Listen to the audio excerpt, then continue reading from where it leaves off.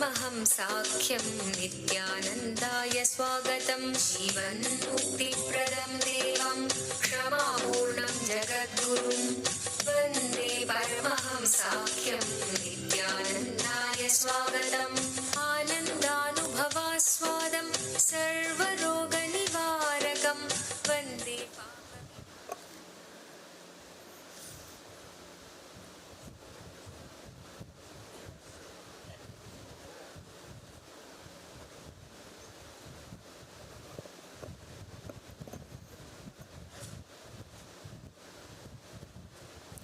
I welcome you all with my love and respects. Let me introduce the program, Yen Wealth.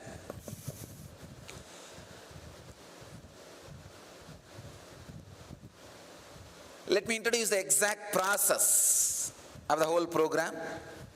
It is all about wealth, as the title says, money.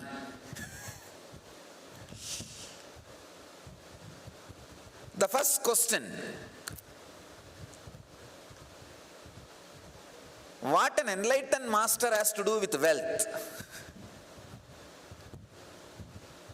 Why should he talk about wealth? He is supposed to be talking about renunciation. But he is talking about wealth.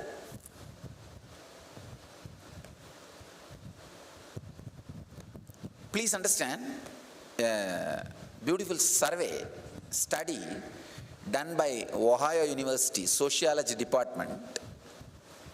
I wanted to share some of their study.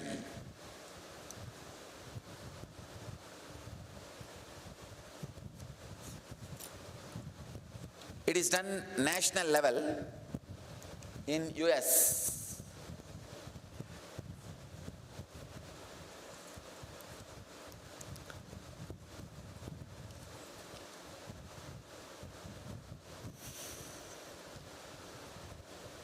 By Lisa Kister, Associate Professor of Sociology at Ohio State University.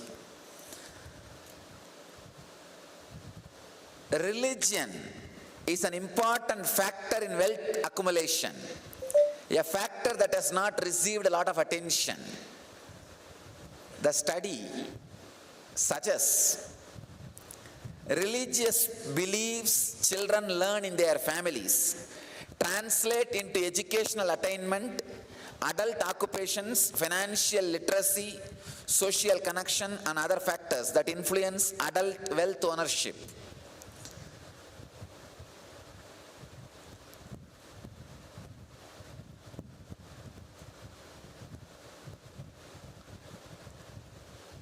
One more important thing, the study says, it is not only the religious affiliation.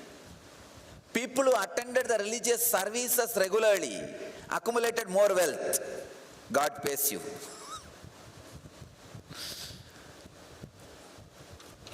And some of the very interesting informations I want to share with you so that you will understand why I ventured into this program, Yen Wealth, teaching you about wealth.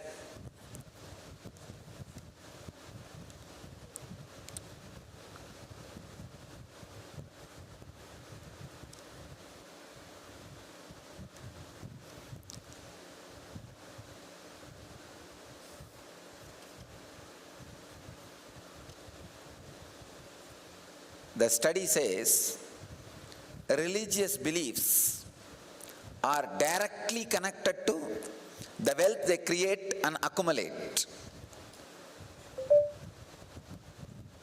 Conservative Protestants don't accumulate too much in this life. Jews encourage pursuits that lead to wealth accumulation, high income carriers and investing. And you will be shocked to know the median net worth of a Jew is $150,000, $150,890, 3 times more than the net worth of an entire sample.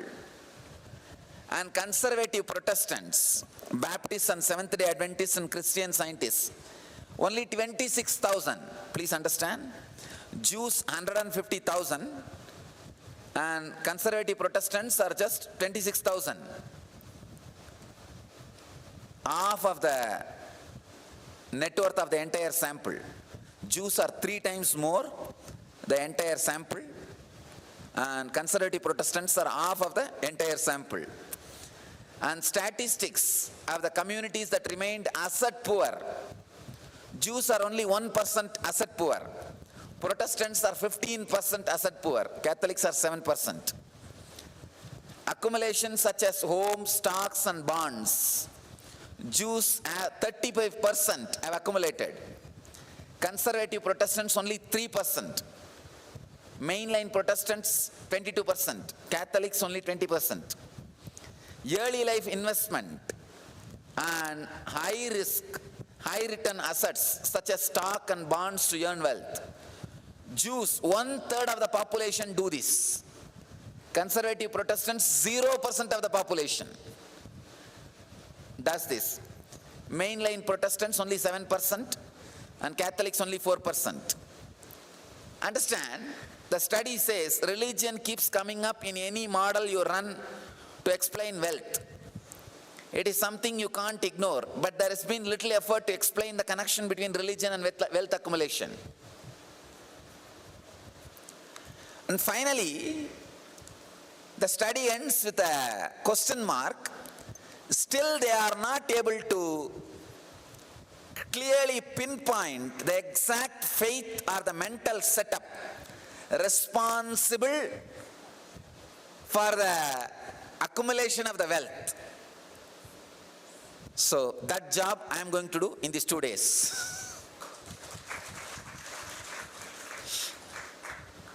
Understand, religion and wealth are very closely associated. That is the reason I ventured into teaching you how to accumulate wealth. First statement I wanted to make, the first statement of this program: wealth is not a thing to be accumulated or managed.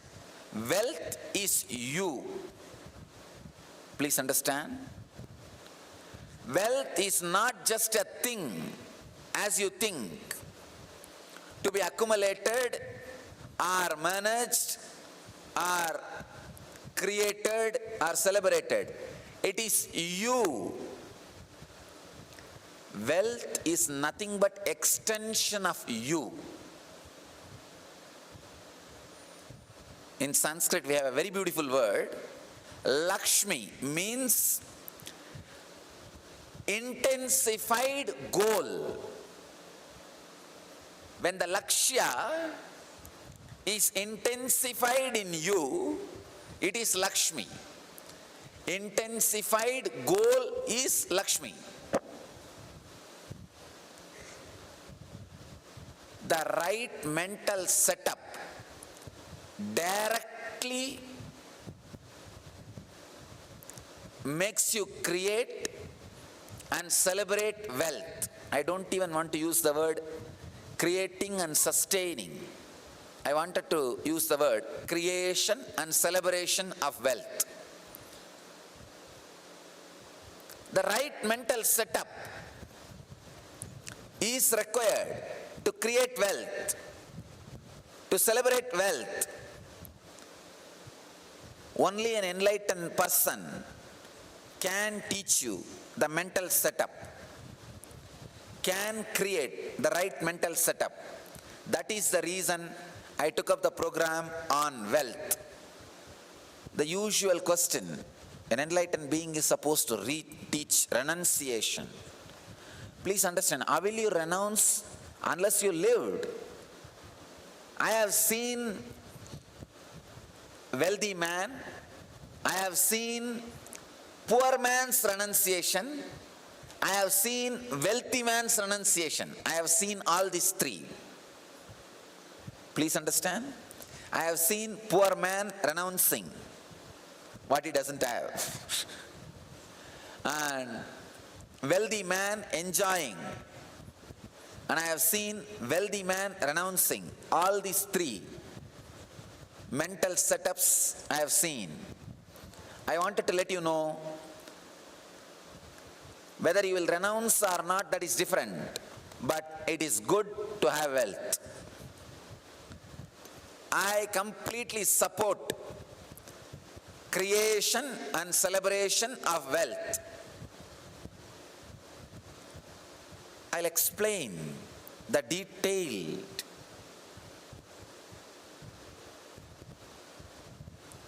truths and the mental setups we carry about wealth. Somehow this concept, the very word wealth, if you don't have, greed. If you have, fear. If you are in between, worry. Too much. I can say the word wealth is too mysterious than God. Even about God, you can come to a conclusion and understanding very easily. But the word wealth has become too mysterious because we did not look into it. The right mental setup is not achieved. Look a little deeply. The very word wealth creates so much of pain in everybody. Either you had too much of greed and did not have it, or too much of fear of poverty, or too much of failure ideas. The moment the word wealth is uttered, too many of your failures crops up in your system, and too many broken relationships crops up in your system. Too many broken relationships, too much of disrespect, too much of the pain and sufferings which you went through from the young age gets awakened. That is why a normal man can never think of wealth in a relaxed way.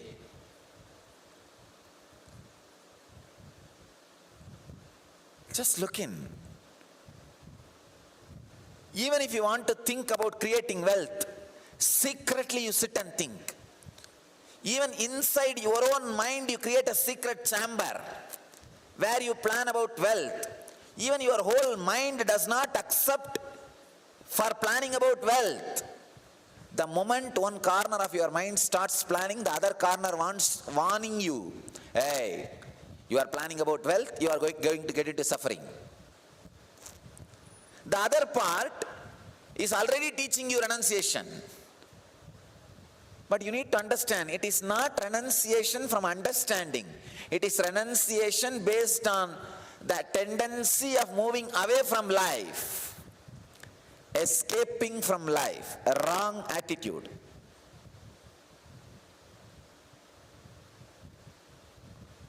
You carry too many chaotic ideas,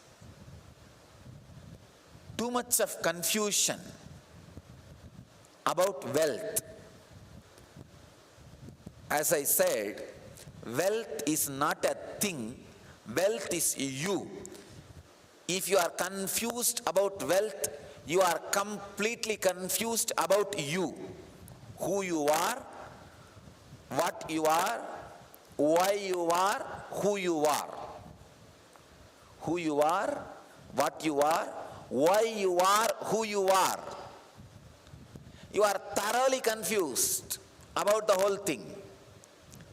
As the Sanskrit word Lakshmi means intensified goal is Lakshmi. Please understand. Lakshmi is not just wealth. Wealth is one idea.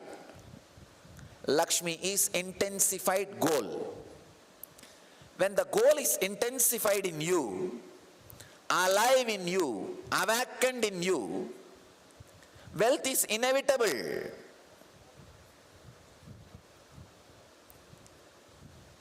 Wealth is not just money.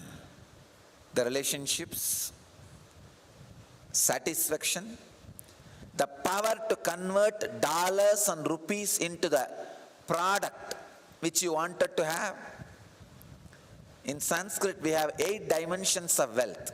In the next further sessions, I'll talk about it. We call it Dana, Danya, Virya, Vijaya. Different dimensions of wealth. It is a thing, it is not a thing, it is your very being. Only when your being becomes proper, the wealth gathers around you, wealth happens around you, and you celebrate it. And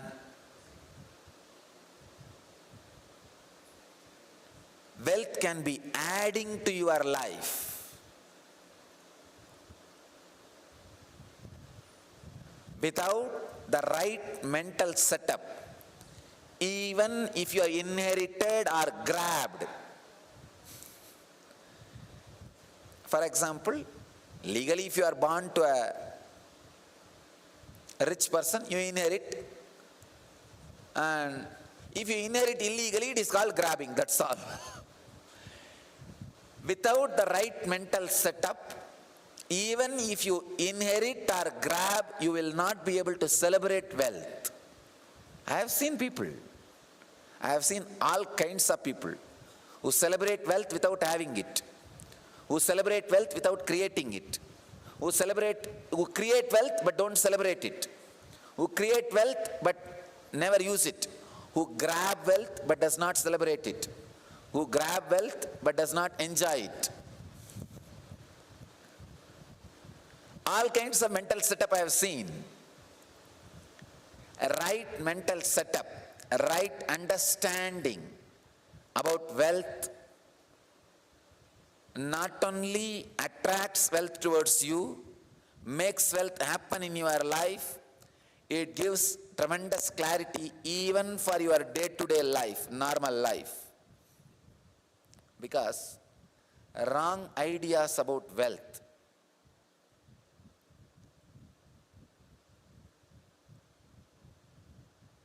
becomes a self-impediment for your very growth, for your very understanding, for your very living.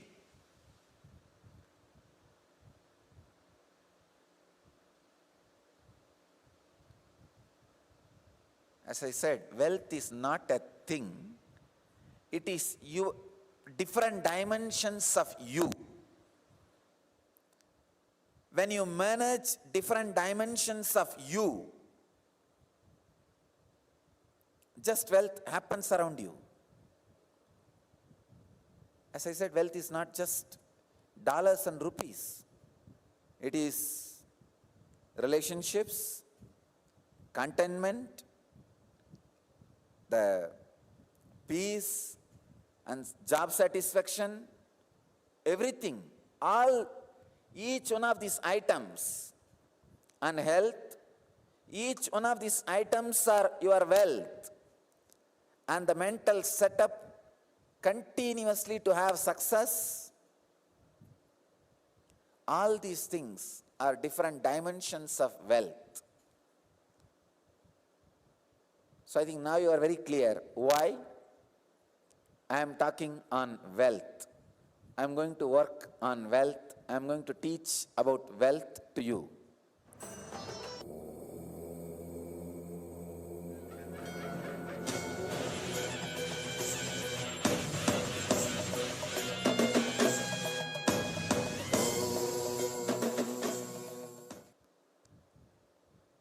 First thing I wanted to do in this program is make you understand all the pains you associated with wealth. Your innate guilt about greed and the ideas put inside you in the young age, the wrong ideas put inside you in the young age about wealth. When your parents fight for wealth among themselves, not only you have wrong ideas about them, you have wrong ideas about wealth. You feel, oh, it is wealth separates people. That one engram is enough for your whole life. You will not be able to create wealth peacefully. You will not be comfortable with wealth peacefully.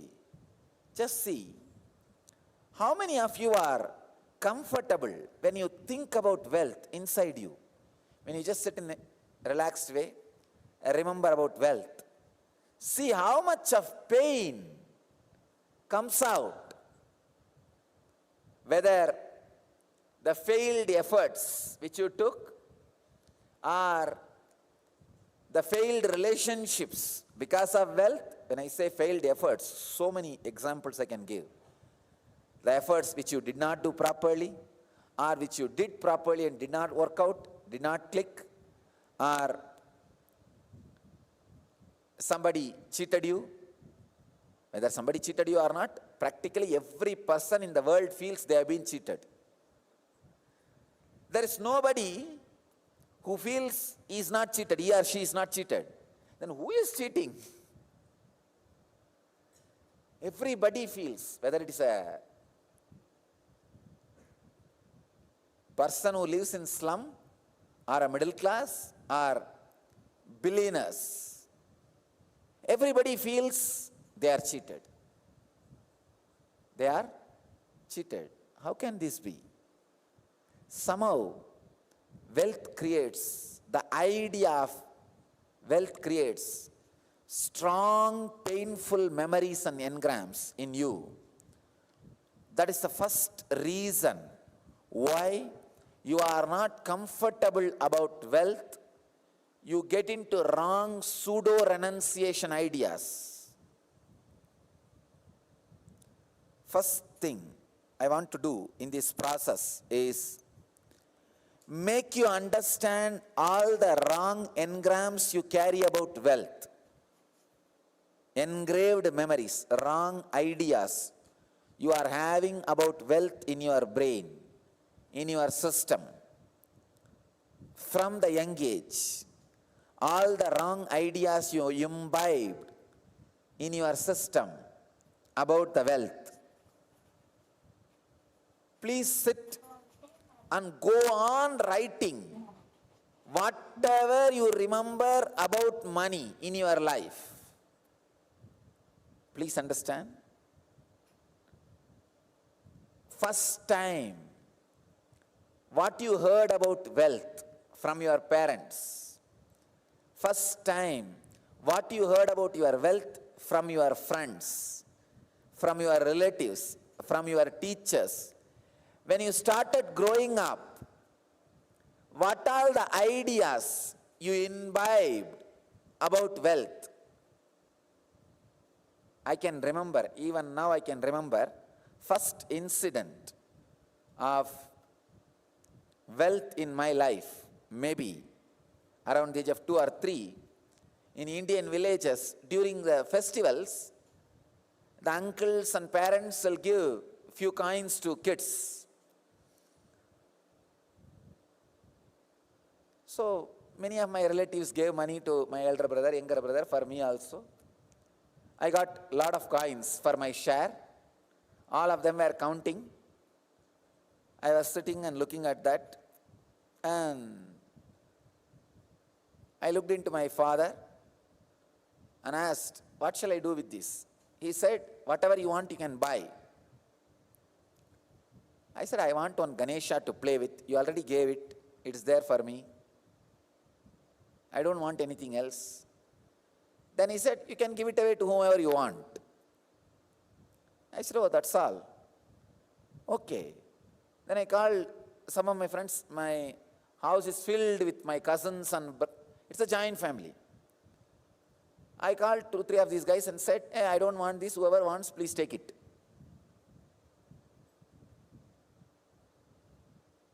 I thought some 4 or 5 people will come and take. Forget about it. The one guy whom I said, he just picked up the whole thing. Whole cloth on which the coins were there. I couldn't understand. Anyhow, I just left it. Okay. What I wanted is there. I don't want anything else. Leave it. This is my first memory of wealth. And still, I tell you, this memory plays a major role in how I handle wealth. It is just utility. I have not created a single relationship because of wealth. I have not broken a single relationship because of wealth.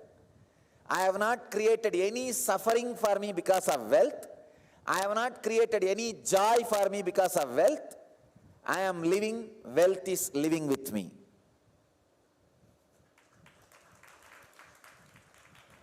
Just wealth is living with me. Understand? Wealth is your personality, nothing else. I can tell you all dimensions of wealth is living with me. I have a right to talk about wealth to you. Of course, I am a wealthy guru. You can't equate my wealth to rupees or dollars. Media has tried their best, saying 1,000 crore, 100 crore. Of course, all these numbers are lies. It is not that much if you equate it to number. But one thing I want to tell all of you, you can't equate my wealth to number because I have such beautiful, intelligent, strong, feeling connected sannyasis. Each one of them, how many $1 million you will equate them? You can't. That is one of the biggest asset I have. And it is such a wealth, even when I say it's a wealth, they don't feel it's a pride. They feel only grateful for being around me. For example, if you tell others, my wife is my wealth, naturally she will feel pride. She will say, yes, yes, I know, I am your wealth. But I am telling my sannyasis are my wealth, you won't see pride in them. Not only dollars or rupees, in every dimension, wealth is living around me. So wealth is not a thing, it is just a mental setup. It is self-management. That is what is wealth management. Creating self and celebrating self is what I call creating wealth and celebrating wealth. You need to know, if you are not having wealth, I wanted to make it very clear. I wanted to rewrite the word. Blessed are those who are rich. They live in heaven. I don't want to say they go to heaven. I don't want to use the word, blessed are those who are poor in spirit, they shall enter into the heaven. No. Blessed are those who are rich, they live in heaven.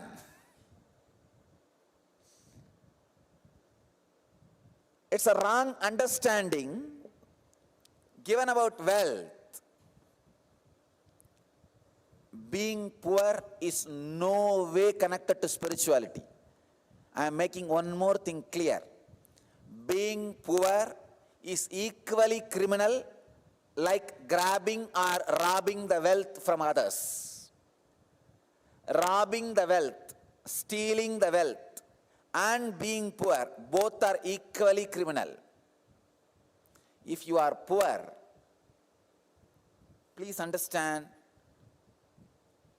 it is not that you are not working, you are working in wrong direction to create poverty. Krishna says very clearly in the Gita, Gahano karmano gatihi. World is action. Whether you want it or not, you are in action. If you are not creating wealth, you are in action in wrong direction. That's all. You are in action, but wrong direction. You are creating poverty. In these 2 days, all I am going to do is create a right mental setup for you so that You attract and celebrate wealth. You create and celebrate wealth. First thing, the first process I want to do is sit and go on write all the ideas you received about wealth in the young age. Let me first open you up. What you have, let us dig it out.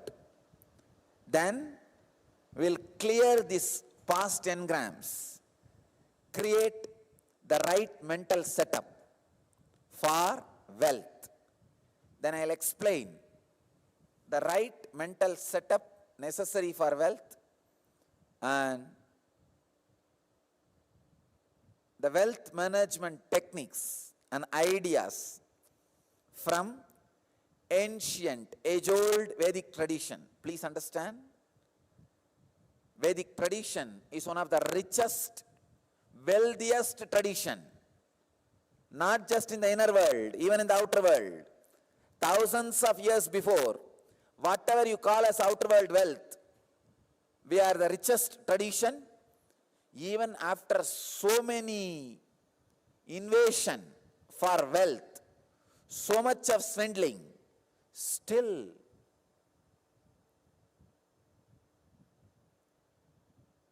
India holds so much richness, wealth. First, the invasion by different groups like Kanishkas, Kushanas, and Mauryas, then Mughals, then British, so much of invasion. So, even after so much of robbing, stealing, still we are generating, because the Vedic tradition is life affirmative. It believes in creating wealth, not grabbing, creating. I can say India is the only country which never grabbed wealth from other countries, other civilizations. Every possible civilization and groups robbed India, but India never went out to grab wealth from others. Even after giving up so much, we still have. So if you look from the right angle, I can say India is the richest country in the world even now. Because never grabbed, always gave. Never grabbed, always gave. Still we have. And the funny thing is, still only 3% of Indian man-hour is used. Please understand. For example, see, in India we call it working age as 25 to 58. 25 to 58 is the working age. If a person is supposed to be working 8 hours a day, 25 to 58, all the Indians into 8 hours. I am saying that Indians who are between 25 to 58 and 8 hours. If this is 100 hours, for example, I am giving you, only 3 hours productivity happens in India. I want all of you to know. Only 3 hours. But still, we are creating wealth. So I'll share the ancient secrets of creating and celebrating wealth.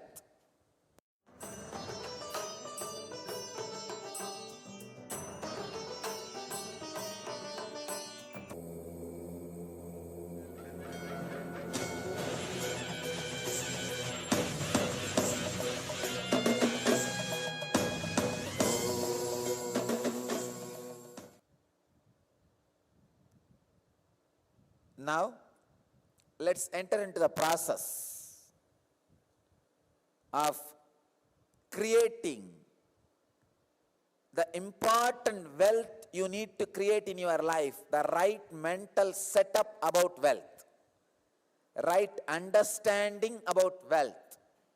Sit Now, pen down anything you remember about money.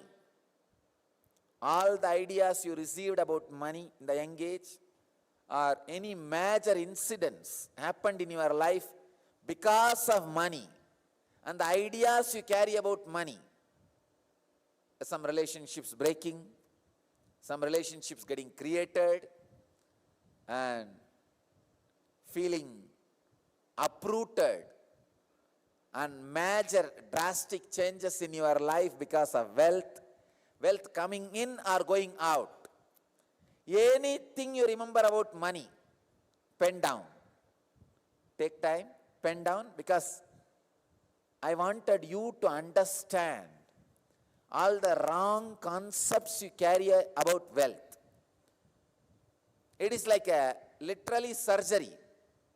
I am opening your heart, taking out all the unnecessary things, engrams you have, clearing. It's like removing the blockages from the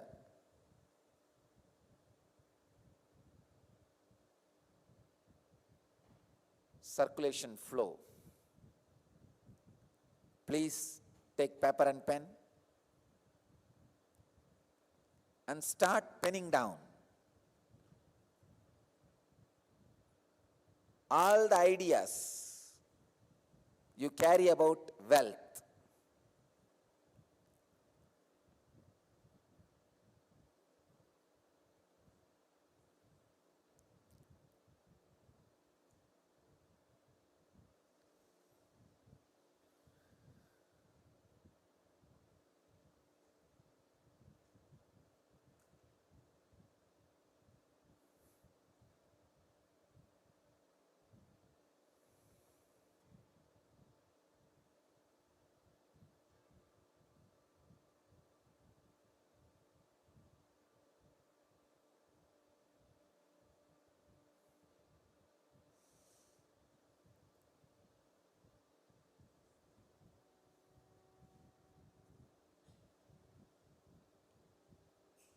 Please pen down elaborately.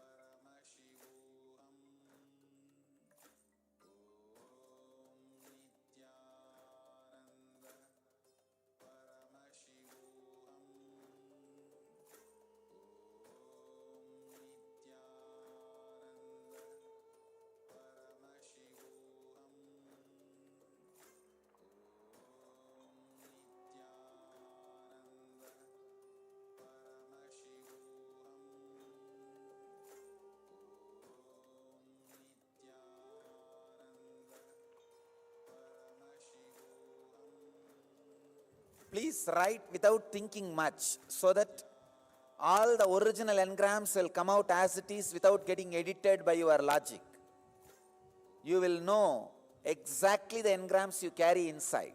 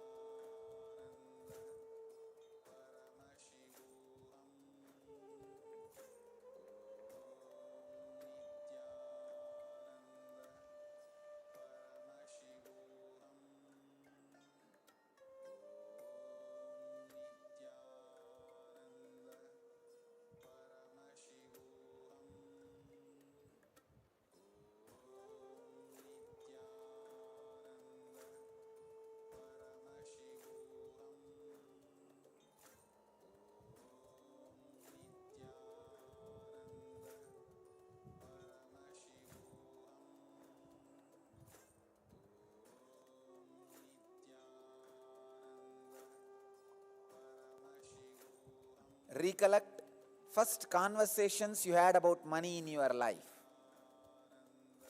Recollect first conversations you had with money in your life. How your relationship with money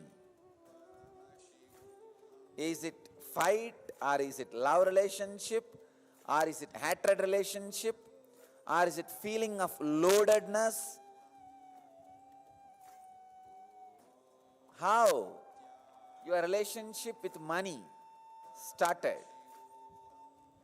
Your conversations with money and your conversations about money. Pen everything down.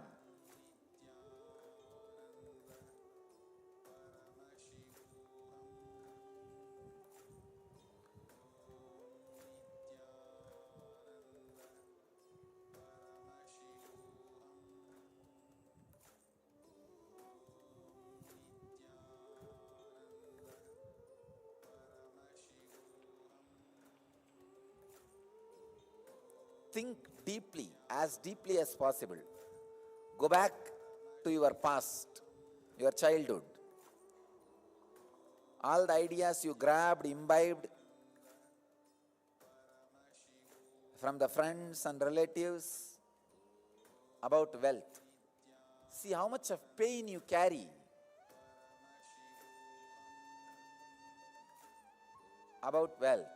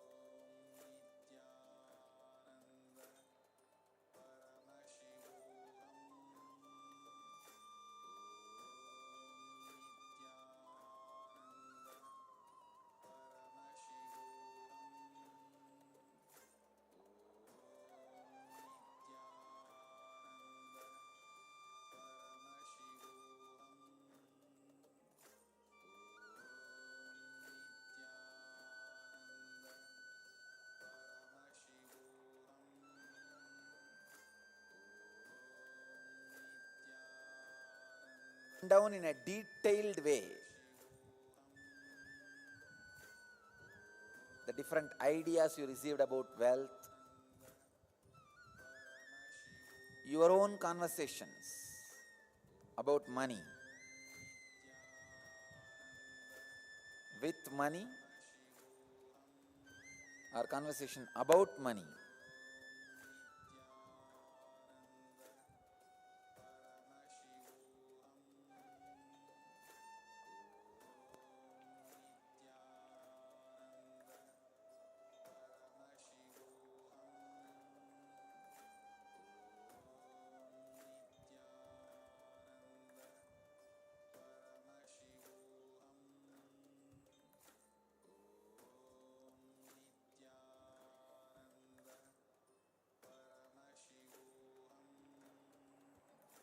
When you dig out yourself, you will understand the sick and broke mental setup you create.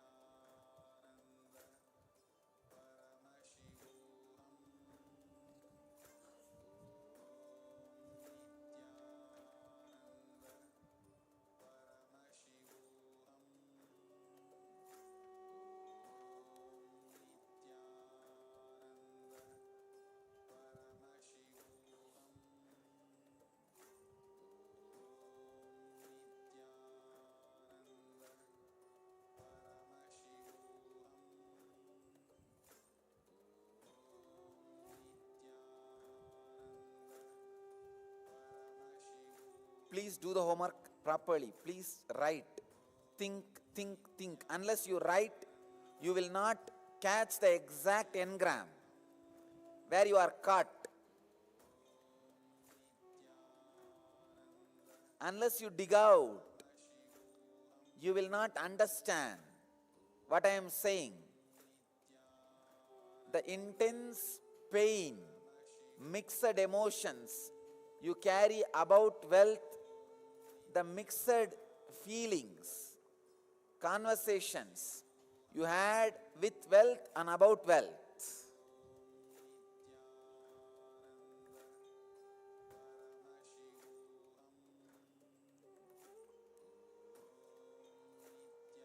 How the hurt you felt by not having wealth interferes even while you want to create it.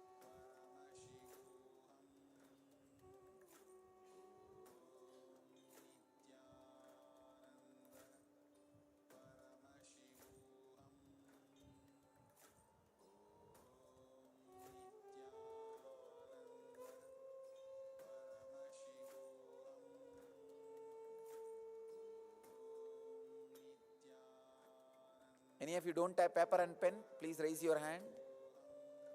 We'll provide. If somebody doesn't have paper and pen, see that.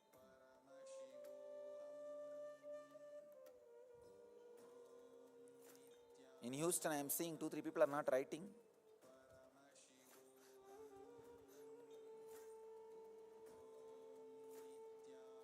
Please dig out. Write. Go on writing.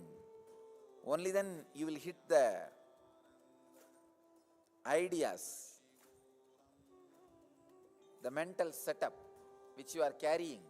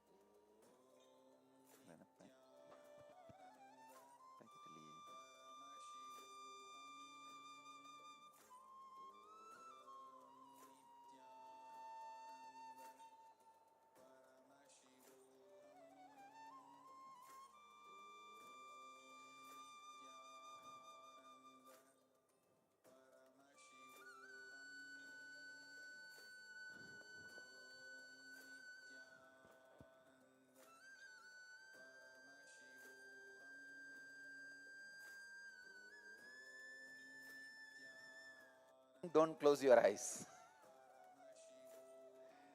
That is why even I am going to take class by standing.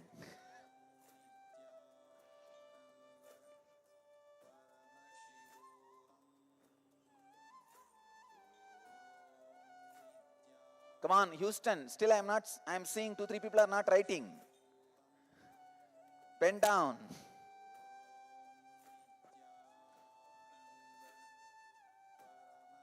See, only when you think, you analyze. Only when you write, you analyze properly.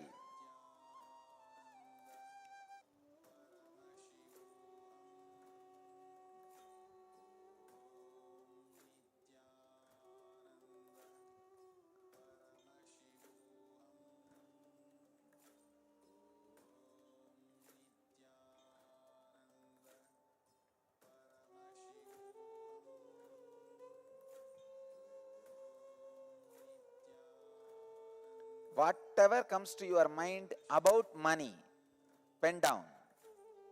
You can pen down point by point.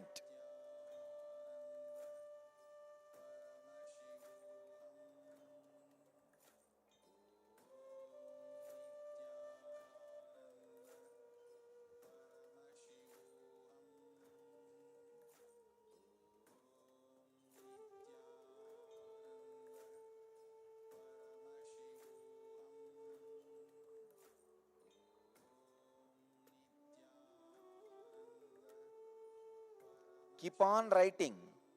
This will help you to identify your conversations about money. What do you think is your basic root conversation? Basic engrams about money. You will see it, how it runs in your relationship with money.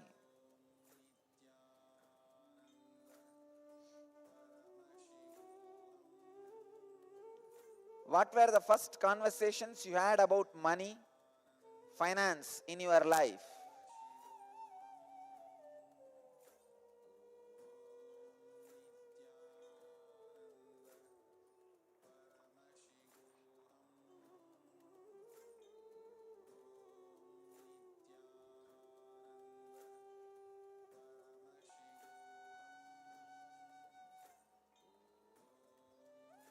Try to recollect your childhood incidents where you first had an experience about money.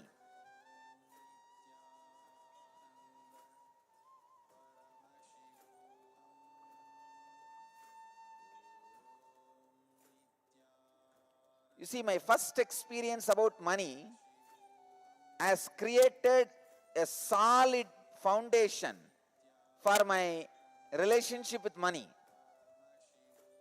So dig out your first experiences about money.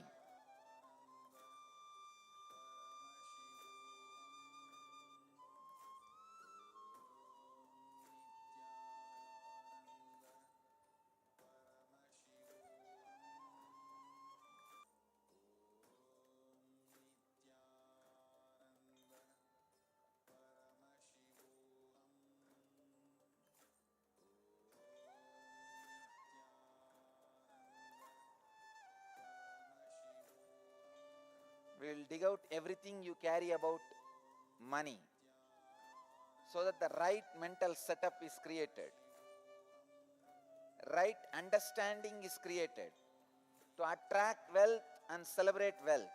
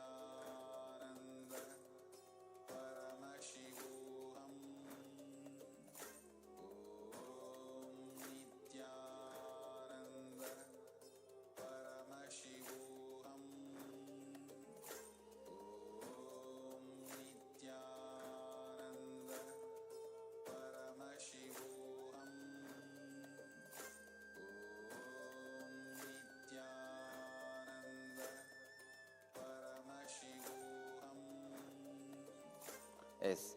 I can see Oklahoma now. Oklahoma, you guys are able to hear me? Yes, I can see you. Great.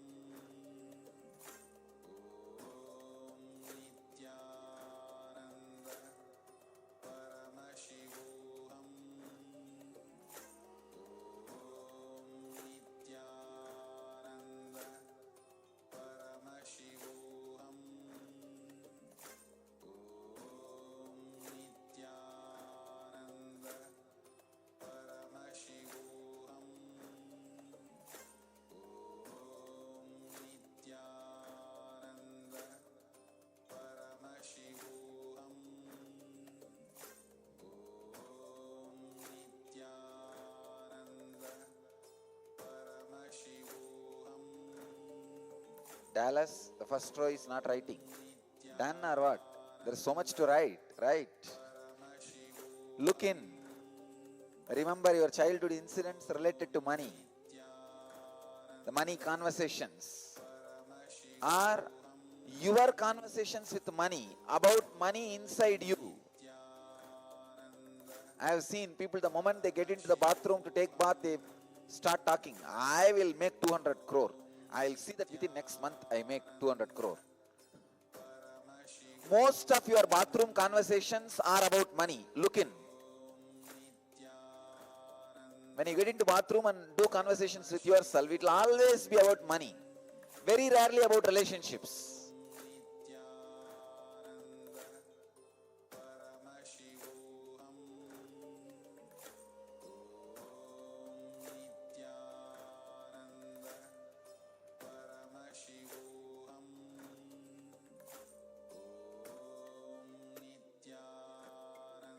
Write your childhood conversations about money and bathroom conversations about money, with money. Especially morning when you get up, your very inspiration to run the whole day will be about money. All your bathroom talks will be majority about money. If we connect a software to your brain and transcribe it, early morning it will always be about money. By evening you will start feeling to rest.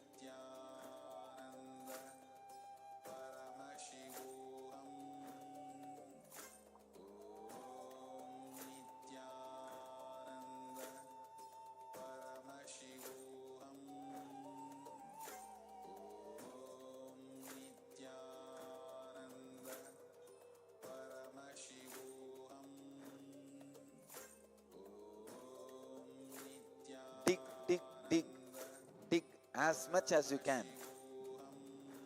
Zapopan, Mexico Center. The violet t-shirt is not writing.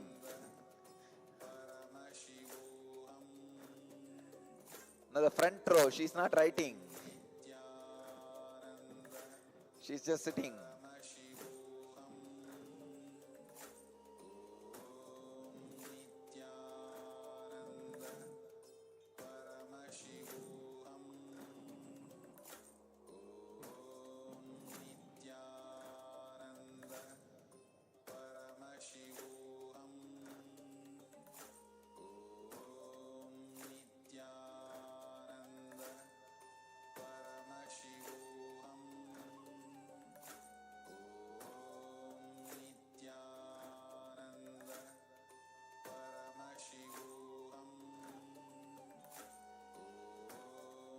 In Sanskrit, we have a word called Prajnanam Brahma.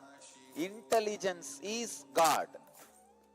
When you get the right intelligence, where you are stuck, you will evolve, and that is God.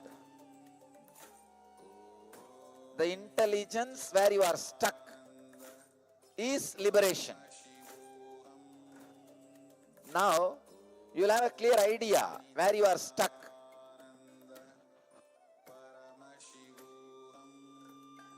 Typing in the iPad. Come on, pen down. Typing in the iPad does not make you think. By the time you type, you will edit. Only if you pen down, you will write as you think. Actually, these guys forget they are in my direct presence. They forget I am seeing them. They think, oh, Swamiji is there somewhere and we are here, we can do anything we want.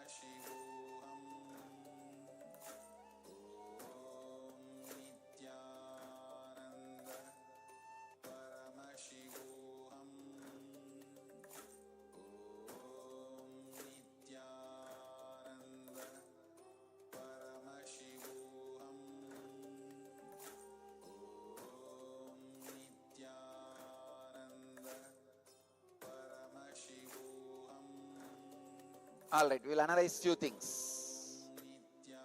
Come on, attention please.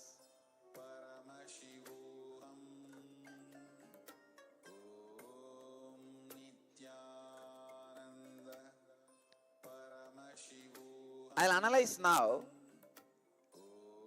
how your childhood conversations with money and about money is directly influencing your mental setup, your pattern about money. Then I'll enlighten you exactly how the pattern about your pattern about money is directly creating or not creating money. How it is directly responsible for your money and poverty. Come on, I'll invite some of you guys, whoever wants to share the ideas or your conversations with money. Now what you pen down. I'll give you 1 minute time. Everybody can have 1 minute time. Anybody wants to share? So that I'll give you exactly the click, how you created your mental setup, pattern. Please come forward. You can use the podium. I'll sit here and answer. Please. నా పేరు రాఘవలు, నేను Hyderabad Just keep the mic closer. Money అంటే నాకు ఫస్ట్లో చాలా ఇబ్బంది పడ్డా మా పేరెంట్స్ నుంచి కూడా. ఆ పద్ధతి మా పేరెంట్స్ వాళ్ళని మా బంధువులు అంతా కూడా చాలా హేళనగా చూశారు. అది నా మైండ్లో ఉండిపోయింది ఫస్ట్ నుంచి. అవుతుంది ఏందైనా కష్టపడాలని చెప్పిన ఇంటర్మీడియట్ చదివి బయట రోజు కూలీకి హైదరాబాద్ వచ్చేసి మా నాన్నగారితో వాళ్ళతో మాట్లాడి హైదరాబాద్ వచ్చేసాము. అక్కడి నుంచి కష్టపడి ప్రతి చిన్న పైసా చిన్న పైసా కూడగట్టుకుని ఇల్లు కట్టుకున్నాము. ఇల్లు కావాలి మనిషి కానీ ఇల్లు కట్టుకున్న తర్వాత నాకు 94లో ఉద్యోగం వచ్చింది. ఉద్యోగం వచ్చిన తర్వాత మా వాళ్ళు గుర్తించడం మొదలుపెట్టారు. అంతవరకు నాకు అసలు మమ్మల్ని ఎవరు పలకరించిన వాళ్ళు లేకున్నారు. రిలేషన్షిప్లో మాకు ఒక విధమైన యావగెబ్బు వచ్చేసింది నా మొత్తానికి. ఎప్పుడైతే నాకు ఇది వచ్చిందో యావగేజ్ వచ్చేసిందో వాళ్ళతో మాట్లాడాలన్నా చేయాలన్నా వాళ్ళ గురించి ఏం చేయాలన్నా కూడా చాలా ఇది అనిపించింది. ఆ పొజిషన్లో నేను మా మా పక్క చెల్లెల్ని అన్నదమ్ములు వాళ్ళందరూ నా దగ్గర తీసుకొచ్చి పెట్టుకున్నాను. అవసరం కోసం పెట్టుకున్నాను. Just a moment. He is talking in Telugu, but we will have a translation. You can understand. After he finishes, we will have a translation. Please continue. I can follow up. I am able to follow up for others' sake. మా పిల్లలు మా అక్క చెల్లెలందరినీ తీసుకుని నా దగ్గర పెట్టుకుని చదివించడం అవసరానికి వాడుకున్నాం అని మా నాన్నగారు కొద్దిగా సహాయపడ్డాను గర్వంగా నేను ఫీల్ అయ్యాను. ఆ తర్వాత నుంచి ఎప్పుడైతే డబ్బు రావడం నా ఉద్యోగం వచ్చిన తర్వాత వాళ్ళందరూ నాకు రావడం మొదలుపెట్టారు. డబ్బు అంటే ఒక యావగేషన్ కలిగింది అనమాట. వాళ్ళంతా యావగేషన్, డబ్బు అంటే కూడా యావగేషన్ కలిగింది. డబ్బు మనకి సరిపడే ఉండాలా, ఎక్కువ అవసరం లేదు. మనకి ఎంతో మనకి అవసరం కొద్దీ ఇస్తే చాలు, అలాంటి భగవంతుడు దొరికితే చాలు నాకు అనిపించింది. అలా నేను అమ్మ భగవాన్ దగ్గరికి వెళ్ళాను. వాళ్ళు కూడా ప్రాసెస్ చేసి నాకు కావాల్సినంత డబ్బు ఇవ్వడం మొదలుపెట్టారు. అలాగే నిత్యానంద స్వామి దగ్గరికి కూడా వస్తున్నాను. ఈ ప్రస్తుతం ఈ స్వామి దగ్గరికి వచ్చాను. ఈయన కూడా నాకు ఇస్తారని నమ్మకం ఉంది. నాకు చాలు, కంపల్సరీ మనిషికి సరిపడా డబ్బు ఉంటే చాలు, ఇంకేం అవసరం లేదు, మరి జీవితాలు అన్నీ కూడా సాధించేయచ్చు అన్న ధైర్యం వచ్చింది. ఇదే విధంగా మా పిల్లలకు కూడా ఈ సేమ్ ప్రాసెస్లో ఉన్నారు. వాళ్ళు కూడా దేని గురించి ఆలోచించే అవసరం లేదు, మనకు కావాలంటే అన్ని భగవంతుడే చూసుకుంటాడు, ఏం కాదు, మనకు అవసరం ఇచ్చింది ఇస్తే చాలు అన్న ధైర్యం వాళ్ళందరికీ ఉంది. ఇంతకు మించి నేను చెప్పలేకపోతున్నాను. డబ్బు అంటే ఏంటంటే సరిపడ అవసరానికి సరిపడి ఉంటే చాలు, మన అవసరం తీర్చేది అయితే తీర్చేది డబ్బు అని నా అభిప్రాయం. Translate. So what he was sharing was that he grew up in utter poverty and very stiff financial conditions. So he used to, in fact, started his life as a daily laborer and worked very hard to come up and earned a decent job. But while he was in his childhood days, a lot of abuse the family has seen from relatives and others because of the financial state. With that, he started hating both money and people in his life. Then once he got a job, he started supporting his brothers, sisters, all of them. The responsibility became his. But he continued having hatred towards money and towards people who abused them so much in the childhood. Then he later approached Amma Bhagwan, another master, and he learned few things there, and he started earning. And he realized that whatever money they earn, if it's enough for the daily living, that is enough. I don't think I need more than that, and my kids will be taken care of God. That's the belief I have today, and that's the belief with which I've come to Swamiji today. First thing, you see, in this I wanted to point two things. One, because of the idea you have been ill-treated because of less money and poverty, you developed a kind of a hatred towards money itself. Please understand, I want all of you to know that you are treated disrespectfully not because you don't have money, but because of somebody else's greed for money. For example, you not having money is not a crime, but others expect you to have money. That is responsible for the ill treatment you go through. So look deeply. It is somebody else's greed responsible for your ill treatment, not you having or not having money.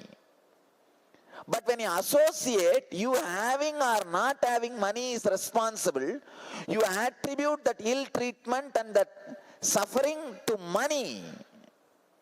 Please look deeply. This is one of the important things you need to understand. For example, you are walking in the beach and somebody abused you. Then immediately your mind unconsciously associates the abusal and beach. So whenever you see any beach again, you have that feeling of getting abused again, fear of abusal again. Beach has nothing to do with abusal. It has to do with the person who abused you. Same way, you having or not having wealth has nothing to do with the suffering you went through. Suffering caused by your relatives and other social people, it is their greed for money made you disrespect, made them disrespect you because you don't have money.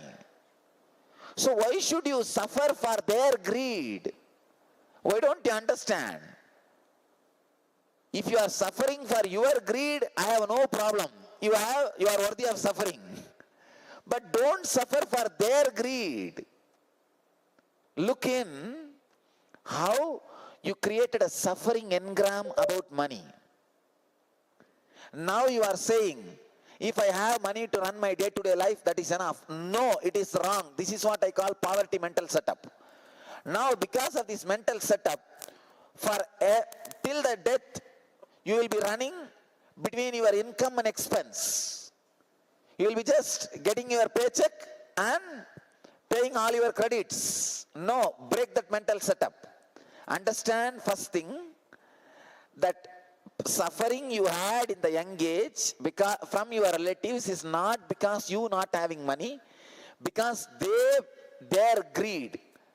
See, it's like they wanted to have rich relatives. They don't have rich relative. Their relative, you, is a poor. So they are angry about it. So they are expressing their anger on you. It is their greed expects you to be rich, and because of their greed that you should be rich, they abuse you, and you imbibe that abusal into you and create hatred for money. See how you are caught. And this hatred, and not only that, when you create the words like, I started my life as labor, I worked hard and got a decent job, these are all the ideas loads you again and again and again. It's almost like a 10 ton is kept on top of your being. Everybody has to start their life as labor. Don't bother. In any field, I started my life as labor. When I started my first 2-day workshop, 2.5 people attended. When I say 2.5, one will be always sleeping. That's why. 3 people attended, one will be always sleeping. That was the way, attendance. See, in those days I used to take classes in the daytime. Even the daytime program, 2-day workshop, 2.5 people attended. So I can also say, I started my life as labor. Anybody has to start the life as labor. Except the 1% of people who are born with a silver spoon. Everybody else is born with a teaspoon. Come on. 99% of us are born with a teaspoon. Only 1% are born with a silver spoon. So be very clear. When you say, I have started my life as labor, that is what is 99% of the people. That is what is the history of humanity. You don't need to be too worried or thinking or even bragging about it. Sometimes people brag about it. You know, I started my life as labor. What is there in that? That is the way everybody starts their life. Starting your life as a labor is not wrong. Ending your life as a labor is something wrong.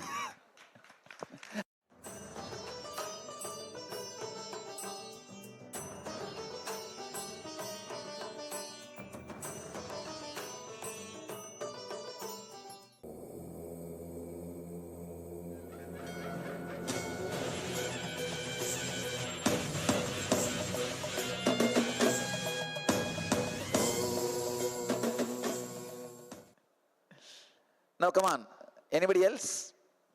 It'll be nice if you start in English so that everybody understands. Come to the podium. So the click you need to catch is, don't suffer because somebody else was expecting you to be rich and abused you because you are not rich as they want you to be. Hi all, pranams to Swamiji. So I do not have much to talk about my childhood life. I was born in a reasonably good family. Probably in that time it's also considered as one of the rich families. But then I have seen my father losing respect because he's not earning what he used to do or things like that. Then I also seen that my relationships are working in a way such that people wanted to get into some kind of relationship to me because of money. Then I've also seen when the finances come down, that people want to, I was not getting the respect what I used to get. So there was a confusion, even with the relationships or, then I also seen that, the people whom I hired for doing my work, maybe household work or anything, they used to, exploit the situation. Now you need to understand one thing. Their relationship is not with you when you had money. It was with your money. So when the money went away, the relationship went away. Don't create that as a one more engram in you as a hatred towards money. See, they wanted money. So they were relating only with that. They were not relating with you. They were relating with the golden ring which you are wearing, the golden chain which you are wearing, and the big car you are driving. When all those things went away, they also went away. So now, they going away should not create a fear or a hatred. See, for example, if you have hatred towards them, you will start thinking, oh, you fellows came for money to me, let me not have money at all. That is not the right engram. That's where your mind will end up. Oh, all you guys are cheating me for money. All you guys are running behind me for money. Let me not have money at all in my life. That is one of the biggest impediment you create unconsciously in your system. Understand? They came to you for money because they relate with money. That should not anyway affect you having or not having. Now, if you don't have, they are not there. That does not mean you should not have money at all in your life. Create wealth. Now, after creating wealth, be aware that who comes to relate with your money, who comes to relate with you. People who come to relate with you, you give them yourself and you have them in your life. People who come to relate with your money and you also deal with them with money, that's it. You try to take away their money before they take away your money, that's it. See, that's what is business. See, when they come to you for business, do business with them. When they come to you for relationship, do relationship with them. Because somebody came to you for money and you expect a relationship from them, when they went away because you don't have money, don't stop having money itself. Money is not the responsible here for your suffering. You expected wrong thing from a wrong person. He wanted only money from you. Why did you want relationship from him? Come on, be very clear.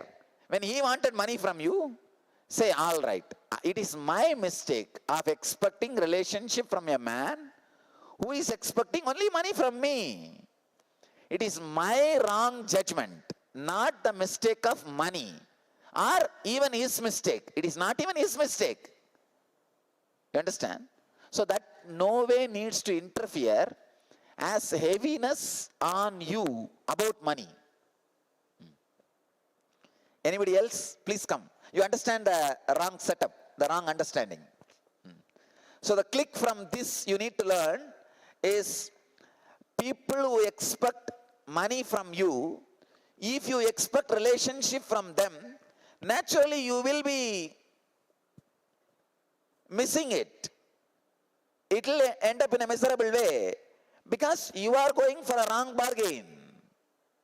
It is neither their mistake nor money's mistake. Come on. Yes. Nityanandam. Good evening, friends. I am Karthik. Before that, it will take 2 minutes time. I need 2 minutes time of me to speak with you people. I am not from a rich family or from a poor or a poverty family. I am from a middle class. Wherein I am from the coastal area of Kadalur. Whereas even though my father was started his life as a labor, he made us to study. I am the only kid of my family. He gave me all the support for my school level education. Whereas once I entered into my college first year, when I was doing my BBA, my father expired in a heart attack and we were let out alone, myself and my mom. And I started my life career working in the night and studying in the daytime. Whereas in the night time, I used to go to tea shops for washing the vessels. And second thing, I used to wash up the buses or whatever job I used to get. Once in the daytime, I enter into the college, I'll be seeing people, my colleagues, those who will be coming from the high class family and even from the low class family also.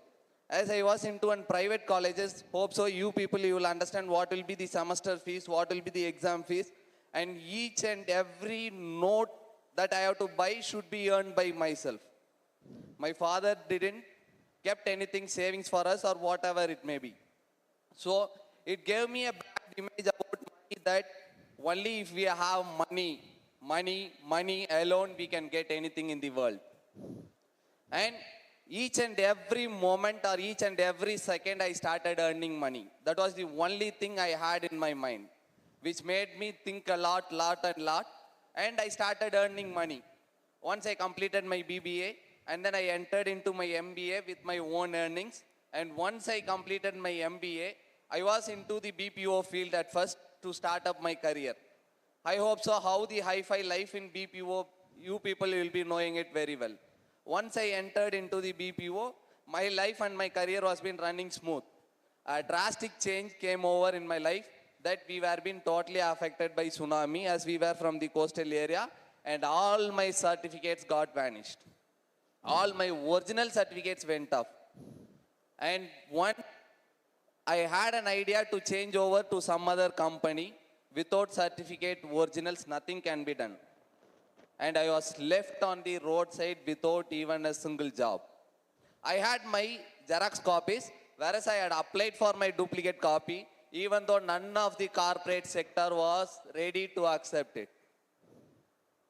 It gave me a drastic change in my life, and the life that I lived once I had money in my hand, and without money, without work, without job or whatever it may be. But I was happy. I lived in the same way, whereas once I lost my dad, I started working back to my same life cycle, driving a car, cleaning a vehicle, or going to a motor shop, or whatever it may be. My life went on fine. And then the second change or the third change in my life entered. A company wherein I started myself with just an investment of 250 rupees alone.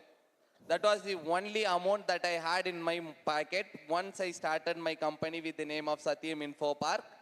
Whereas as of now, I have 3 branches. One at Madurai, and the second one at Tirunelveli, and the third one we are launching it in Salem. And once I entered into Salem by spiritual note, I'm not a devotee of our Nityananda God or to this trust or to this ashramam for more than 30 days. Within these 30 days, I had a great spiritual inheritance in myself, whereas it gave me all the power. It will take only 2 minutes time more. How I developed money in myself with that 200 rupees which I had as my investment. You know, there is a large number of candidates, those who are doing their final years or looking for their placement, who is ready to pay whatever amount they are needed to be. What is that? They need a job. Even you can pay them less, but they need a job. This made me to develop an idea that I collected 2,500 from each and every candidate whom I placed for my company, and which is the only investment of my company which has more than in asset of 4 lakh as of now. I don't have my original certificates in my hand. I don't have my certificates to prove that I have completed my MBA. But still, I am an MD of my company. From my childhood, I have an hearing in my ears, ever it used to be uttered. Let me say it in Tamil, as I am very much fluent in Tamil. எக்காரணம் கொண்டும் உன்னுடைய வாழ்க்கையில உனக்கு தேவையான செலவுகளை நீ குறைக்காத. உன் செலவுக்கு ஏற்ற மாதிரி உன்னுடைய வருமானத்தை அதிகமாக்கிறதுக்கு என்ன பண்ணணும் யோசி, அதுக்கு செயல்படு, அதுக்கு திட்டமிடுன்னு சொல்லுவாங்க. In English, whatever the expenses you have for your life, don't ever see to that you are reducing your expenses, not even to a single percent. Think that even if you have 100 rupees, see to that you are ready to spend 99 rupees, the last 1 rupee to go back to your place. Even if you are able to walk, you can spend that 1 rupee by getting 5 paise chocolates and you can walk. And see to that you should earn money for the what you are going to expend, not for what you want to live. Thank you. Yes, great. You see, one thing I can share from his experience, one click I can share with you from his experience, the mental setup. He says that there was a time, his whole life was, let me make money, let me make money. You see, the main current trend, thought trend which you have, always works like a magnet and attracts right things around you.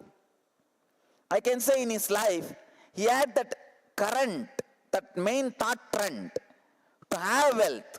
So simply the situations were attracted around his life and it just happened. I have a small obligation with Guruji, is that everyone knows that we have a Vedic temple in Shiragapadi, which is a place in Tamil Nadu in Salem. Whereas we haven't constructed a temple for Anandeshwarar, whereas we have a shrine of our Guruji over there for 3 feet wherein he will be sitting over there. Whereas our Anandeshwarar temple is not yet been started.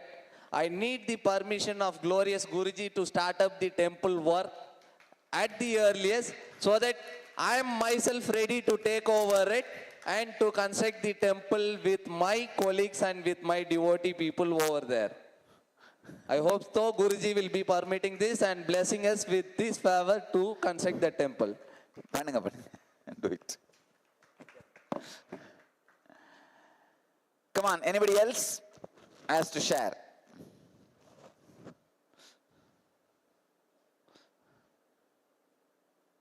Here I am getting a lot of message from international audience also, participants also. I'll first share some of these things, then I'll answer your questions, your sharings. Please go ahead. Nityanandam, my conversation with money was always, is it sufficient for the food that is required for today? Is it okay for, can I live with the money that I am having? Can I live today without hunger? Always, it was not that my childhood was in hungry. No, my father was richest in my family. But still, whenever I wanted money to spend, they used to ask me, why do you want to spend? Are you not having food? It was always just the food. Even if I get 5 paisa, instead of a big chocolate, I would go for 5. Those days I used to get 1 paisa chocolates, peppermints. They used to peppermints. See, now I am having 5 peppermints with me. It was not 5 paisa 1 chocolate. It was always 5 peppermints for 5 paisa. It was always in numbers and just, is it filling my food needs? If that is there, that is all what is required. In fact, even after my kids, whenever they used to ask something, if it is food-related things, that will be served first. That will be fulfilled first. Other things always later. This was my relationship with money. It is okay. It's all right. There is less money, fantastic. Are we not living? That is all what is required. Food is all what is required. But when my son demanded, I want to go for scuba diving, that is where I felt, oh God, there is more money required. Apart from that, till then I never worried. Scuba diving is a costly game. Okay, finally I fulfilled that also, that is different. But it was always food. Is it fulfilling? Can you live? That is all what is required.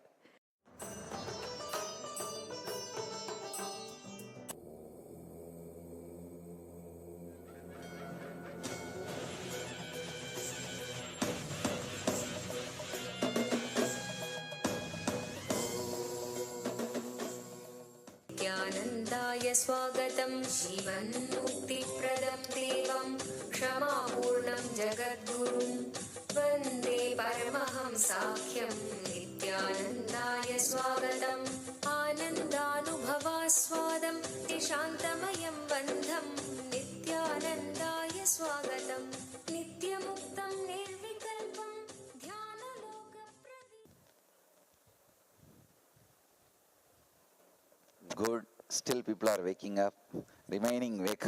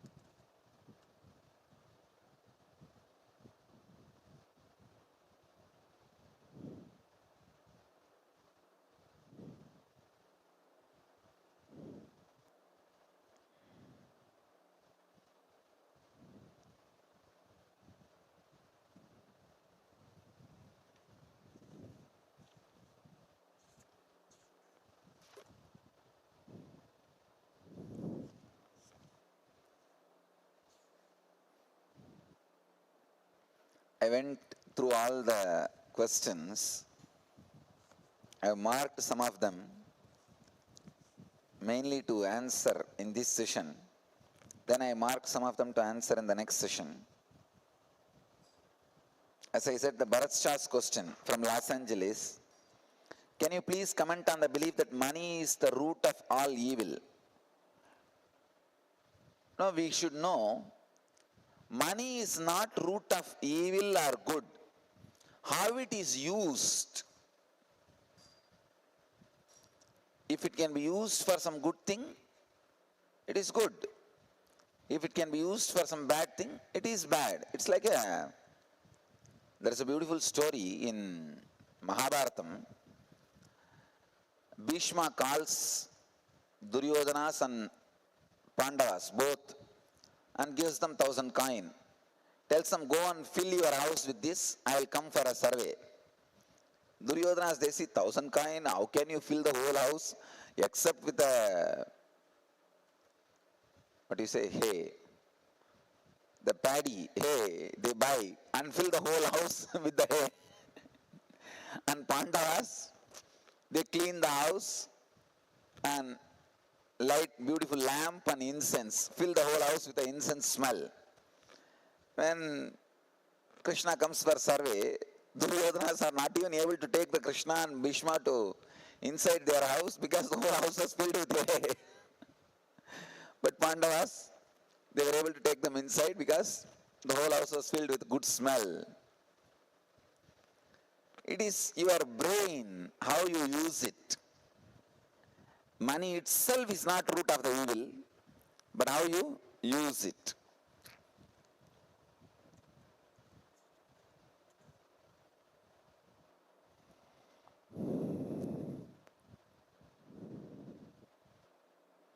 Sarvasmarana is asking a question. What can we do about the feeling that death and suffering will come when wealth is created? How can we change? How do we change from within? Just start creating wealth. You will see that death and suffering is not coming. That will change, that's all. And Ma Kama, when my son was young, he asked me one day, how can you tell when a person likes you for you as opposed to what you own? So how do you teach children about money? Is this a question of discernment? Understand? How can you tell when a person likes you for you as opposed to what you own? Just don't give any benefit of what you own to them and see. For example, if you have a car, never give a ride. If you have money, never give when they ask. Just show naturally you will find out whether they are for you or for the things you own. That's it. It is a very simple exercise.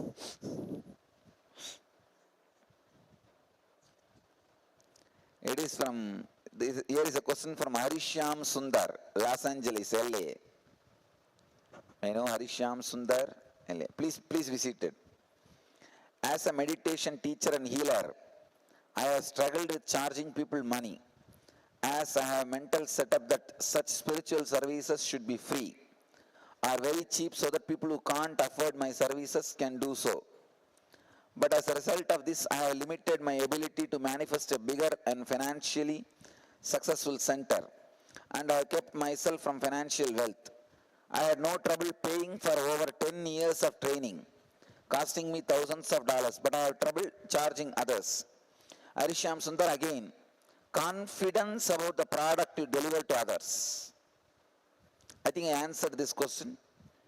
If you have confidence about what you deliver to others, you should not bother about charging. You should go ahead and charge left and right and center.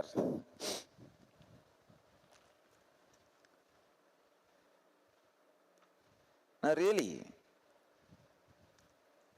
because you are offering nothing wrong.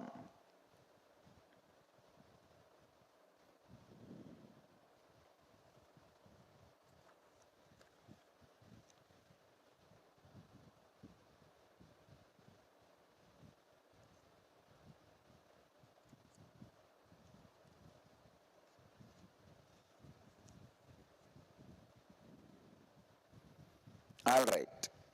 I will enter into the next session. Then I will answer all the other questions and comments, because I have marked many of them for the next sessions.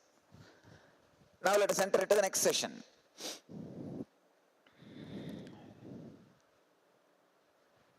This is about the conflicting desires.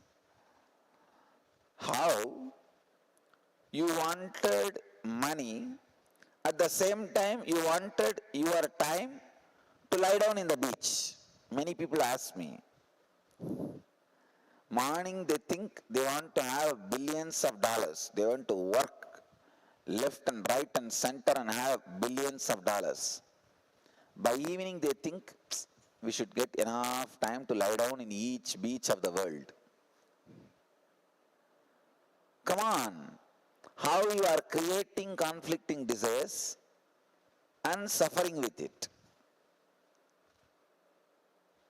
Again, I want you to spend at least 5-10 minutes inside you, with you, penning down all the conflicting desires you have.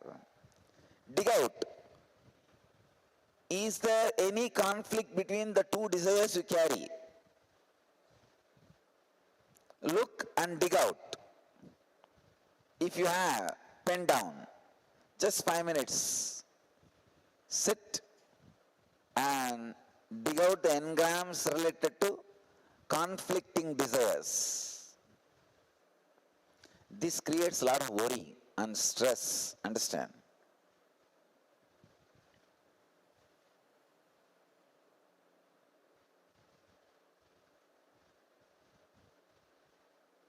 It is so nice to see in 5 continents people are doing something at a time. In 29 places. Something really, really interesting and intelligent. And one more thing you should know. I am not just giving you techniques and methods and mental setup for wealth. I am ironing out your whole inner space so that you can create all the auspicious things. If you guys have a small little levitation also, all the sleeping will go away. Come on.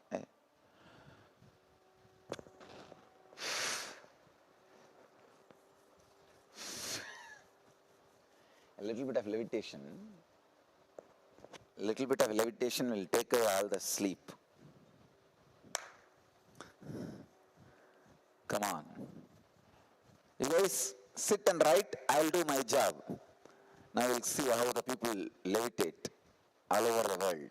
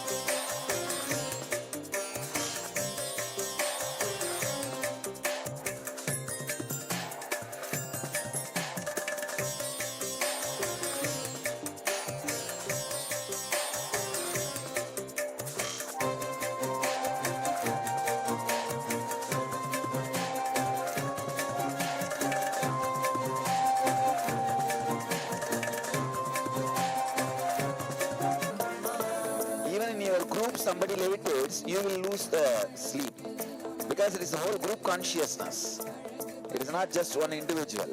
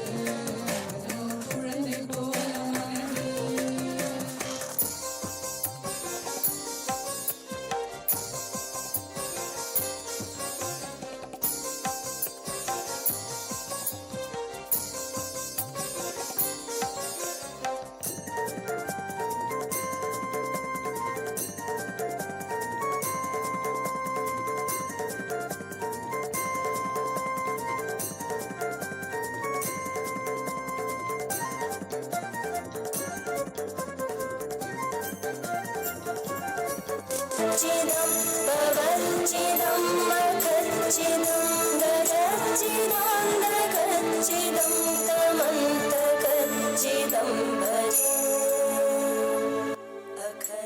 All right, now you can write. See, people are fresh and alive now. The whole Miami is shaking.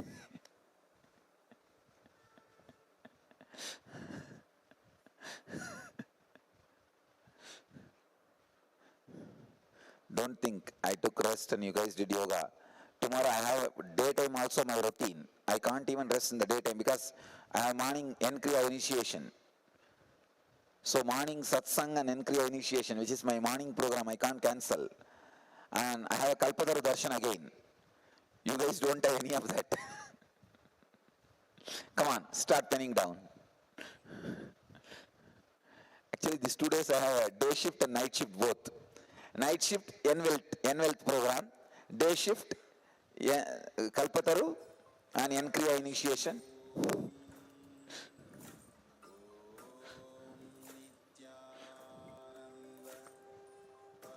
Just it's a 5 minutes exercise.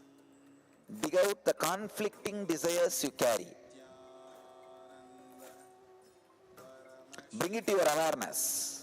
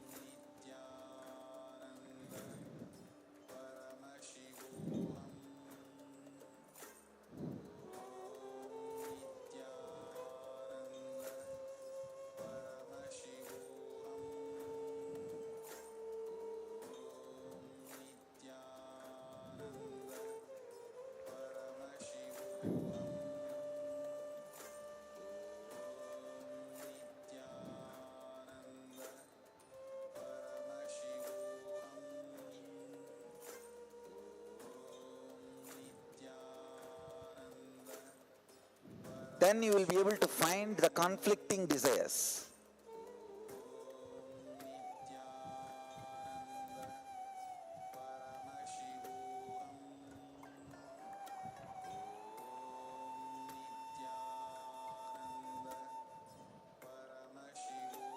Today morning, whatever we were doing, we were removing the negative mental setup, means all confusing, chaotic engrams.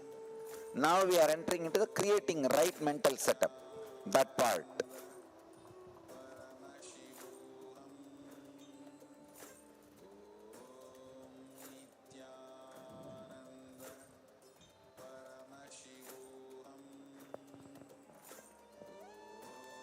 Or not, you can't have a conflict desire.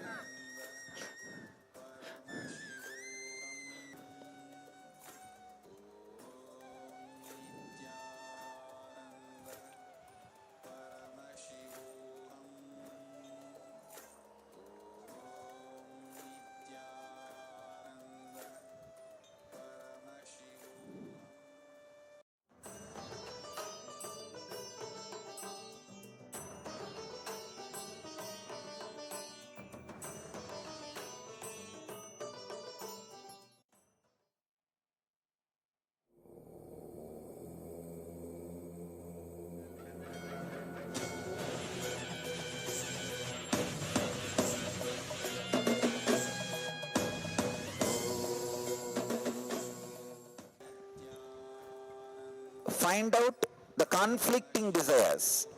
There may be some desires which doesn't have any conflict. So find out all conflicting desires.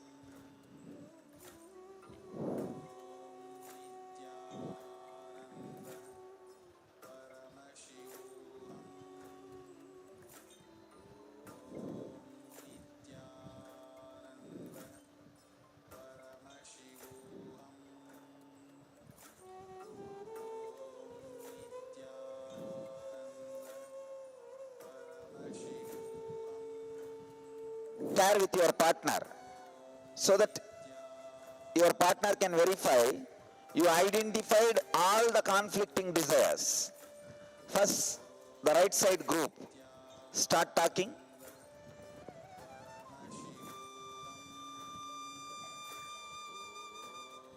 All your conflicting desires are identified.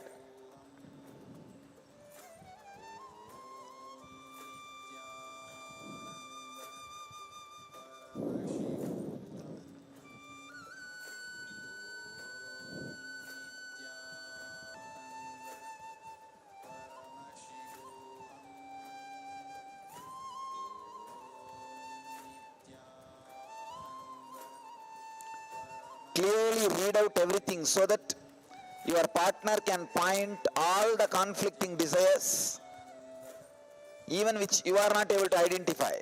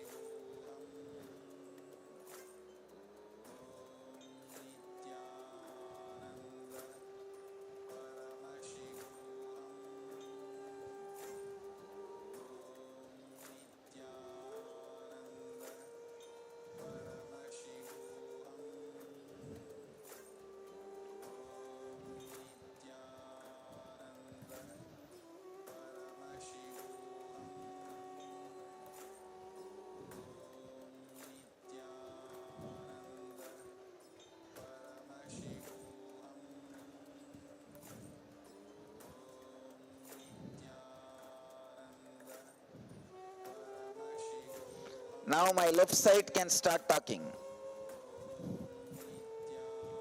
If the right side has completed, left side, start.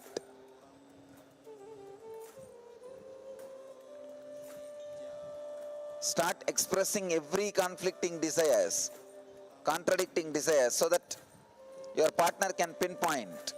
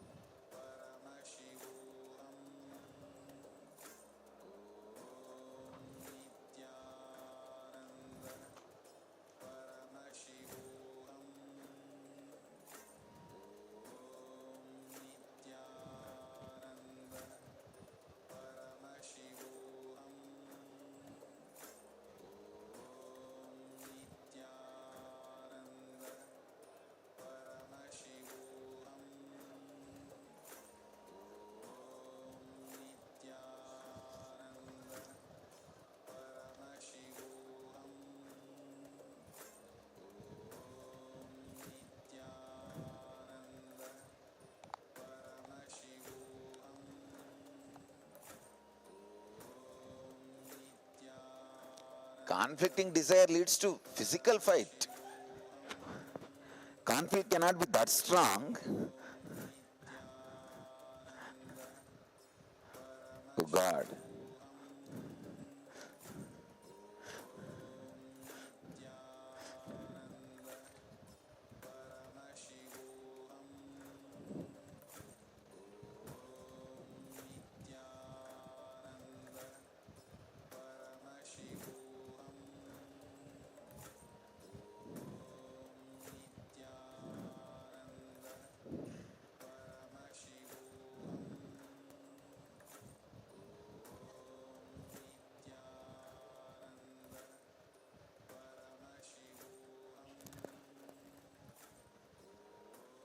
All right. Come on, let's enter into the next step of the process. Any of you can share the real discovery you had now when you try to dig out your conflicting desires? You don't need to come here, you can share there itself. Yes. Pranam Swamiji. So my conflicting desire is to grow in the company, have more salary, have more material comforts. And at the same time, there is a desire to also become an ashramite, be a sannyasi. I think it is not self-conflicting. It is not self-contradicting. Okay. Of course, in a way, if you count the bank balance in your account, it is self-conflicting. He says that one side he has a desire for high salary and all that, the other side he has a deep desire to become ashramite. He's suffering with this conflict. Come on. Anybody else? Any other self-conflicting, contradicting desires? Yeah, Swamiji, I have something similar to what he said. I dream of getting into the corporate world back and become identify myself as a leader and make a tremendous difference to that company and grow career-wise, financially, in every way. At the same time, I feel, why should I get back to the corporate? I am happy watching you every morning, doing all the samyamas. I'm so blissful in that. No. You see, what I am saying, this can be actually united. What he asked at least can't be united directly. But what you are saying, you can watch every night Patanjali Yoga Sutra and do samyama blissfully and become a leader. What you are saying is more or less like a superficially contradicting. But when you're working, you won't have time to do all this, Swami. You No, I think watch. Actually. it is more or less like in the initial level contradiction. You think corporate leaders work? No. They golf and make money. You see, if you work and make money, you are a servant in corporate circle. If you golf and make money, you are a corporate leader. So I think little more you need to know the philosophy of corporates. Nothing else. Come on. I have one conflict. Inside me, I am very clear. My goal is enlightenment. But at implementation level, I have some conflict. I'm an entrepreneur. I have to I'm responsible for the shareholders and all of my employees. See, I have a very big confusion. What do you guys mean by conflict between the enlightenment and your entrepreneurship? You think the enlightenment is something separate and completely you need to turn somewhere and there will be some huge hill you have to climb on that and sit, then suddenly something happens to your brain and you become enlightened, and it is just some inner space that is no way conflicting to any of the corporate or entrepreneurship you do. See, I am running a huge company, non-profit finally end of the day, that is different. How many people you feed per month? Tell me. Yeah, I have 30 employees. 30 employees. And family. I have 3,000. Per month, 3,000 people are dependent on me. Don't you understand? I am talking about all numbers put together. All our paid staff, all our unpaid staff, all our volunteers, and all our ashramites, and all the losers. which is thinking that they are supporting my mission and creating a lot of conflict and problems. So all these put together, 3,000 people per month I have to support. You understand? So you are supporting only 30. I am supporting 3,000. See, some 2,000 people create the Sangha and the other 1,000 are just here to create disturbance. But I have to support all 3,000. So, no way the goal of enlightenment, having enlightenment, progressing towards enlightenment can be in conflict with any of your corporate affairs. Swamiji, my conflict is more at implementation. I also believe that, or at least I strongly feel I have to work for the mission, at least with as much time as possible. I can say, very less time. See, please understand, if you are creating a corporate company and serving the society, that I can say it is equivalent to my mission. Even if you come inside the ashram, what will I tell you? See my rishis. I am telling them, no, create the wealth, no problem. Side by side, the remaining little time, listen to my ideas and I'll create the right mental setup, that's all. For example, if you come tomorrow and become a rishi in the ashram, day after tomorrow I'll tell you, please run the company, same company, that's all. I may add Nitya or Ananda in the name of the company, that's all, somewhere in one corner. I won't even ask the ownership. I won't even ask you the proprietorship. I'll tell you, no, you run. I am telling you, creating wealth, honestly, is direct social service. Don't worry, you saying that, oh, I am getting paid, how can this be social service? There are so many thieves, robbers, burglars, grabbing, stealing the wealth from society. When you are not doing any of that, and if you are honestly creating wealth, you are doing social service. I am defining social service, please understand. If you are honestly creating, contributing, and creating wealth, you are social worker. You are doing my mission. Don't worry about becoming ashramite or anything else. Don't need to have conflict. You are already my ashramite. If you are creating honestly wealth by contributing to society, so you don't need to worry about that at all. Even if you become ashramite, you understand. Day after tomorrow, I'll tell you to do the same thing. See, all my rishis who became rishis, I asked them, what is the profession you are best at? Carry on that. You understand? Only the unmarried brahmacharis who came in, for them I choose department and train and all that. But for the rishis, I tell them to choose. Come on, pick up something for profit. For profit is not crime. Crime is only grabbing, swindling, robbing. That only is crime. Honestly working and creating, contributing is social service. What else you think? What else you think is a social service? So you don't need to have conflict at all. I am defining social service. Please understand. If you are an honest doctor, making a lot of money by treating patients, you are doing social service.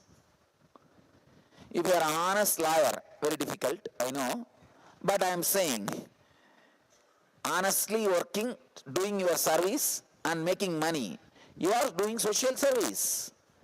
You are an honest entrepreneur, making a lot of money by contributing, creating, you are doing social service.